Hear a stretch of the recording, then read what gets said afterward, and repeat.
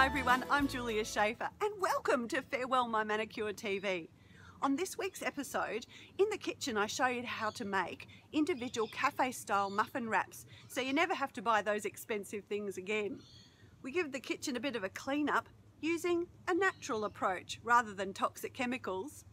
I give lemongrass a haircut when we get down and dirty in the garden because seriously it needed one.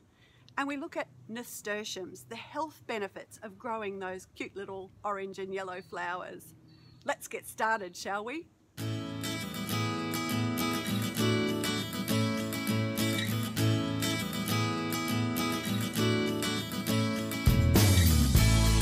want to talk to you today about something easy that you can do to stop yourself from wasting your money on toxic cleaning chemicals. Those cleaning chemicals that we buy for the bathroom, the kitchen, the laundry, the problem with them is that all the bleaches and chemicals go down the sink into the drains and out to the ocean and ruin our beautiful environment. So, easy way that you can not do that, don't waste some money, save some money, is to use plain old-fashioned vinegar. Get this really cheaply from your grocery store. In this old Parmesan cheese shaker, I have bicarb of soda. And simply all you do is shake it onto the surface, just a light dusting, it doesn't need to be covered. Squirty bottle with the vinegar and it will start to fizz. And what I've got here, if you can see, it's the net bag from getting some limes, I think. I've put a clean cloth inside which I can then take out and wash in the washing machine, and it acts as a bit of a scrubber. Fantastic for use on your non-stick pans because it won't harm the surface. Give it a bit of a scrub.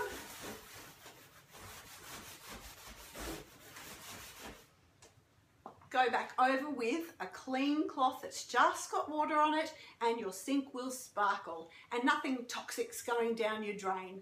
So that's your challenge today. Get those horrible cleaning chemicals out of your kitchen, out of your laundry, out of your bathroom and replace them with the old-fashioned simple ones. Vinegar, lemon, essential oils, bicarb of soda. Very simple, very easy, and it will save you money and save the planet.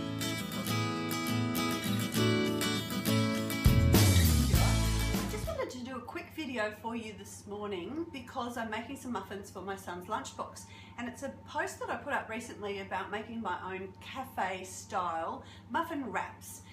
They're made out of silicone paper or baking paper, Glad Bake, and I just thought I'd share with you the process because it's really quite simple, and to buy those cafe style muffin wraps are really expensive in the shops, so this is a great way for you to make your own, and it saves washing up. You don't have to wash up your muffin pan, and they're very easy for the kids to unwrap to eat the muffin.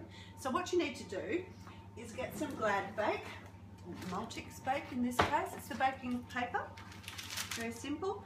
What you do is strip off some strips that are about this wide, so what's that, about 25 centimeters wide, and then cut them in half. So you've got some squares. So I've got a pile of squares sitting here. And then what you need to do is find 2 cups. I've got plastic cups in this case, I think it's probably better. 2 cups that one will fit inside the other quite snugly. Okay, and now the next thing that you do is you get your sheet of silicone paper or baking paper, hold the 2 corners evenly. Does that make sense? Can you see that? Yep, like a little triangle. Hold those 2 corners and force it in to your other cup. Like that, okay? So by holding those 2 corners, you've held it straight so that the middle will be virtually in the center of that piece of paper. Then I just give it a little squish around, and then you can pull it out and you've got a little cafe style muffin wrap. So that goes then in your tray and it's ready for your muffin mix to go in. Very simple. Try and look for something in your cupboard that will fit one inside the other and make yourself some cafe style muffin wraps. Saves you washing up. I love that.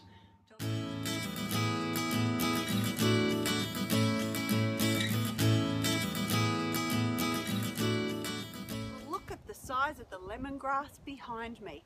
When I planted that small little plant, I never imagined that it would grow to be as tall as the house. You can't see it, but the flowers are actually pointing up higher than the roof line. Well, it's time to give old lemongrass a bit of a haircut. I'm going to do it on time-lapse photography just for a bit of a laugh.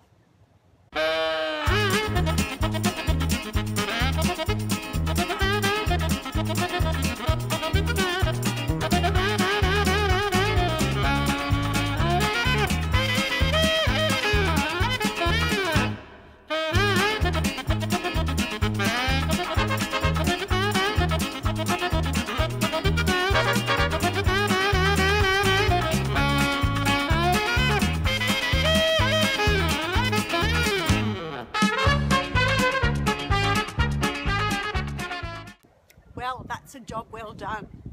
Looks nice with her nice new haircut, doesn't she? Now, you might have noticed that I went and I got a long sleeve shirt and put it on before I attempted to cut back the lemongrass plant. The reason for that is the lemongrass actually has serrations. So if you're attacking it at one angle, it's cutting you. And I learnt that the hard way, unfortunately. The first time I tried to trim a lemongrass, I was in a sleeveless top and I got lots of nasty scratches all over, and they're very, very itchy and irritating. Now, I'm not going to throw away all that lemongrass, obviously. I've kept some of the bigger stalks, and what I need to do now is strip them back till they're back to that whitish core, and then we put them on the chopping block and give them a bit of a bash with a meat mallet, and that pulverizes the end bit. Wrap them up in a Tupperware or put them into a Ziploc bag and stick them in the freezer. So then you've got some lemongrass stalks, which are really quite expensive in the supermarket, but you've got them ready to go the next time you need them for cooking. So I encourage you to grow lemongrass. It's a very easy plant to grow. Don't let it get to the state I've allowed mine to get to. You should divide the plant routinely so that it doesn't get so big, and then you can have it anywhere in your garden. I've chosen the wrong space, but anyway, that's just the way I am. So enjoy. Hope you have some fun growing some lemongrass. I made the mistake of planting a couple of small plants of nasturtiums into my crop circles, my garden beds, to attract the bees, and they did a really great job, but because they expand so quickly, they quickly filled the crop circles, so I had no room to plant anything else. So I've transplanted them really easily into this garden bed that runs along the side of the fence. So what's good about nasturtiums? Well, they're one of the incredible edibles, so they're something that you can actually eat. You can put them in a salad or even freeze them in an ice cube for a really cute summer drink. They've got a peppery, sort of sweet peppery flavour. You can eat the flowers as well as the leaves, but I bet you didn't know that the seeds actually have been a replacement for capers. So you can actually pick all these seeds and make them into something similar to capers. The other thing is there are amazing health benefits to eating nasturtiums, particularly the leaves. This is a plant that comes from Peru originally, and for years they've actually used it because of its antibiotic activity. So it's been used, brewed as a tea and used on the scalp to stimulate hair growth. It's also been used in place of toner to clear up acne. And it also is just amazing. It has a lot of vitamin C in it, and so it was actually used to substitute in the diet for prevention of scurvy. So lots of amazing nutritional benefits for this little beautiful plant. The cool thing about nasturtiums is they grow really easily, and they do have lots of seeds. They're really quite large and they self-propagate, so you can get a little bit overrun if you're not careful, so you probably have to prune it out, pick them out and throw a few away. The other thing is they're great for kids' gardens, kids' first gardens, because the seeds are really large, like the size of a pea, really easy for children to handle, and they spring up so quickly and they're beautiful to look at. So have a go at growing some nasturtiums. They have a lot of benefits that I bet you didn't know about. Thanks so much for watching, everyone. Don't forget to subscribe, like and share, and join us on the website www.farewellmymanicure.com. See you next time.